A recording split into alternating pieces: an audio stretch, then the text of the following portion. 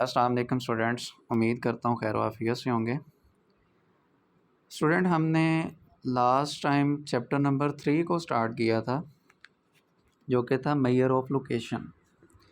हम क्या करते हैं, हम अपने वैल्यू को फाइंड करते हैं कि हमारी वैल्यू कहाँ पे लोकेट कर रही है। मतलब जिस तरह से मैंने आपको एक एग्जांपल से बताया था कि हम अपनी एवरेज फाइंड करते हैं। अब एवरेज क्या होती है? एज अ सिंगल वैल्यू जो कि रिप्रेजेंट करती है डाटा को। इसी तरह से हमारे पास मेजर ऑफ लोकेशन का भी यही काम, मतलब मेजर ऑफ लोकेशन एवरेज का एक हिस्सा है। इसके बाद हमने एवरेज को देखा कि इसके अंदर फर्दर टाइप्स कौन कौन सी हैं। तो जिसमें सबसे पहली थी मीन। मीन के अंदर तीन होते हैं, तीन तरह का मीन होता है, जिसमें अरिथमेटिक मीन है, ज्योमेट्रिक मीन है और हार्मोनिक मीन है। तो लास्ट टाइम हमने अरिथमेटिक मीन को पढ़ा था। वो क्या होता है मैंने आपको बताया था, sum of all the values divide by their number. मतलब एग्जांपल मैंने आपको ये दी थी कि हमारे पास जिस तरह से वीकली पॉकेट मनी हमें मिलती है 1000 रुपीज़। हम क्या करते हैं, हम चेक करना चाहते हैं हमें पर डे की कितनी जो है वो पॉकेट मनी मिल रही है। तो हम क्या करेंगे, एक हफ्ते में कितने दिन होते हैं, हम देखते हैं कि जी 7 दिन होते हैं। तो क्या करेंगे, 1000 को, मतलब टोटल वीक की 1000 हमारे पास पॉकेट मनी है, उसको डिवाइड करेंगे नंबर ऑफ़ वैल्यूज़ पे, मतलब नंबर ऑफ़ डेज़ पे कर लेंगे जो वीक में है। तो डिवाइड बाय 7 करेंगे तो हमारे पास हमारी एग्जैक्ट अमाउंट आ जाएगी जो हमारी पर डे की पॉकेट मनी होगी। इसके बाद हम आज जो है अपना लेक्चर स्टार्ट करने जा रहे हैं अरिथमेटिक मीन के एडवांटेज और डिसएडवांटेज से। एडवांटेज के अंदर सबसे पहला हमारे पास क्या है जी, वो कहता है जी it is clearly defined by mathematical formula. अब स्टैंडर्ड मैथमेटिकल फार्मूले का क्या मतलब है कि आप कोई भी डाटा जिस पे स्टैटिस्टिकल रूल यूज़ करते हो, मेथड यूज़ करते हो, वो आपका डाटा अरिथमेटिक मीन के अंदर आ जाता है। जिस तरह से हमने देखा था सेकेंडरी डाटा। सेकेंडरी डाटा क्या करता है कि आपका ऐसा डाटा जिसके अंदर हम रूल या मेथड यूज़ करते हैं स्टैटिस्टिकल का, वो हमारा सेकेंडरी डाटा कहला रहा होता है। इसी तरह से हमारे पास अरिथमेटिक मीन भी यही काम कर रहा होता है कि ये क्या करता है, clearly defined by mathematical formula, कोई ना कोई रूल यूज़ करके हमें हमारी आउटपुट देगा। इसके बाद दूसरा हमारे पास एडवांटेज क्या है, वो कहता है it is based on all observation in the data set. मतलब एक डाटा सेट है, जिस तरह से 0 से 10 तक की कुछ वैल्यूज़ हम ले लेते हैं, वो हमारा एक क्या होगा, डाटा होगा, वो डाटा सेट है। उसमें हर एक वैल्यू पे जो है ये डिपेंड करता है। मैंने यही आपको बताया ना कि 1000 रुपये अगर पॉकेट मनी है, उसको डिवाइड करेंगे 7 पे, तो पहले दिन की भी उतनी है, दूसरे की, तीसरी, मतलब वो हर एक वैल्यू पे डिपेंड कर रहा है। तो ऐसा डाटा हमारा एवरेज डाटा होता है।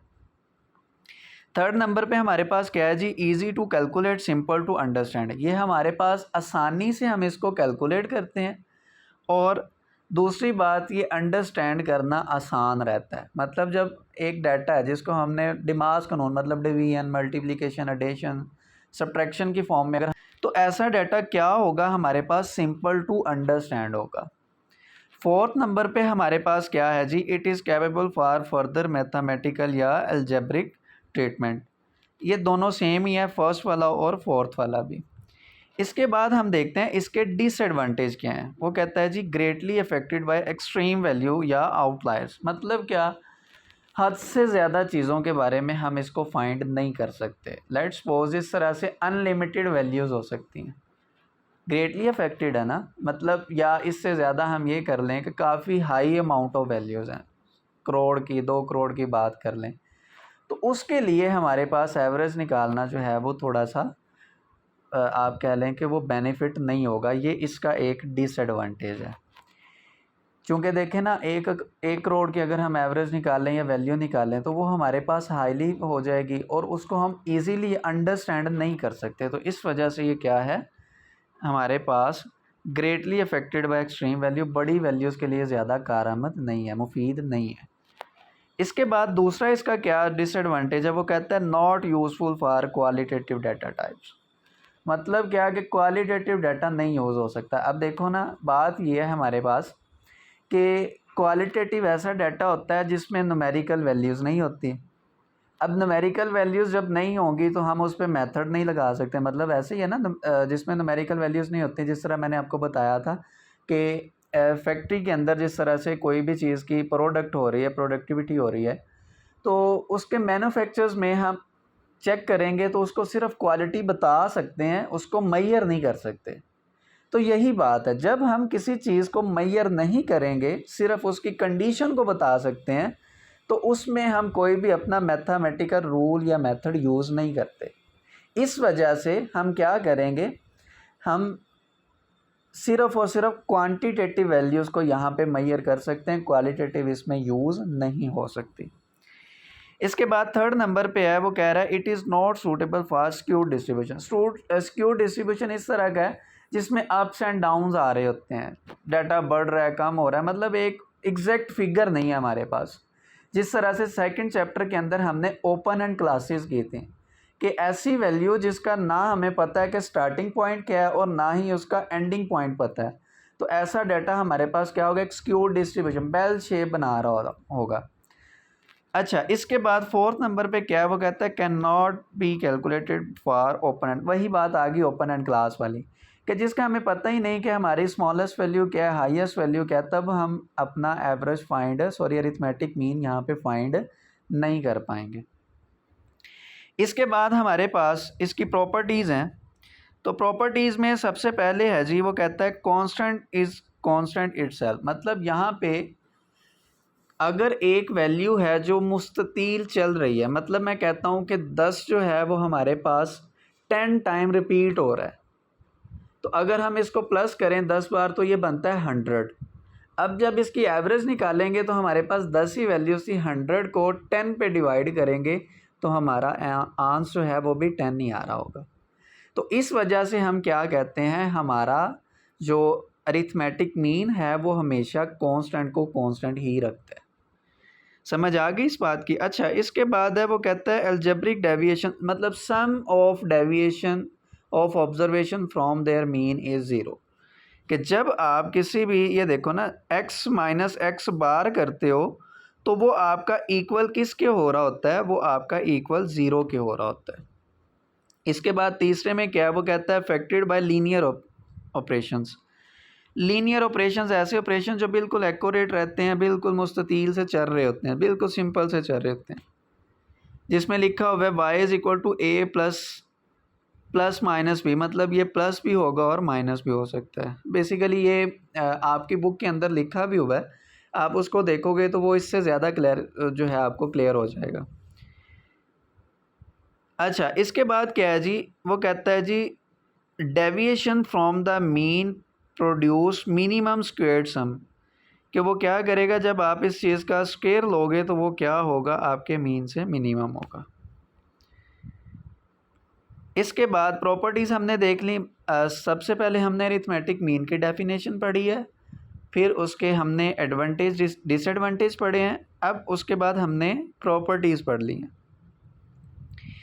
इसके बाद हम ये देख रहे हैं कि आपके पास ये सॉल्व्ड एग्जांपल्स हैं, इनको एक बार आप देख लें। ये देखें जिस तरह से ना लिखा हुआ है find the mean of 4 4 4 up to सोन 4 चल रहा है, तो वो कह रहा है कि जिस तरह आपकी प्रॉपर्टी मीन की कहती है कि जी कांस्टेंट इट सेल्फ है, तो मीन आपका क्या होगा, 4 ही रहेगा।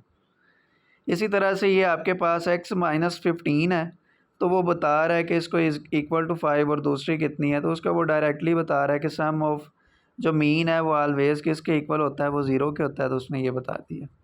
ट्रांसपोर्ट के अंदर ये देख लें, 5 जो है वो 3 के अंदर मल्टीप्लाई होगा, 15 माइनस 50 तो वो 35 रह जाएगा। अच्छा, इसके बाद बात आ जाती है हमारे पास डेविएशन प्रूफ्स की। तो ये भी हमारे पास वही सारी चीज़ें हैं जिस तरह से हमने ये प्रॉपर्टीज़ के अंदर देखा है, तो यही चीज़ें हैं। मतलब इसमें आप ना भी इसको करें, मतलब एक समझने वाली बात है।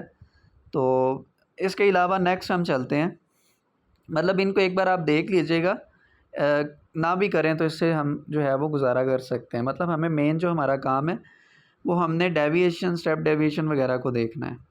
अच्छा, इसके बाद है कंबाइंड मीन। कंबाइंड मीन का मतलब है दो चीज़ों को या दो से ज़्यादा चीज़ों को आपस में मिला देना, वो आपका कंबाइन बन जाता है। अब जिस तरह से हमारे पास यहाँ पे नंबर ऑफ़ वैल्यूज़ एक n है और साथ में उन्हीं का मीन भी दिया हुआ है। जिस तरह से मैं कहता हूँ पहली वैल्यू का 10 वैल्यूज़ थी, उनका मीन था 15, फिर उसके बाद दूसरी आगे 15 थी, उसका मीन था 25, फिर उसके बाद आगे 20, उसका मीन था 45। तो इस तरह से हम क्या कर सकते हैं, मतलब जिस तरह से मैं अभी आपको बता भी देता हूँ, ये देखिएगा जिस तरह से यहाँ पे ये लिखा हुआ है, तो मैं आपको कहता हूँ कि 10 मीन उसका 10x है, हाँ n है 5 और उसका मीन पड़ा हुआ है जी 10।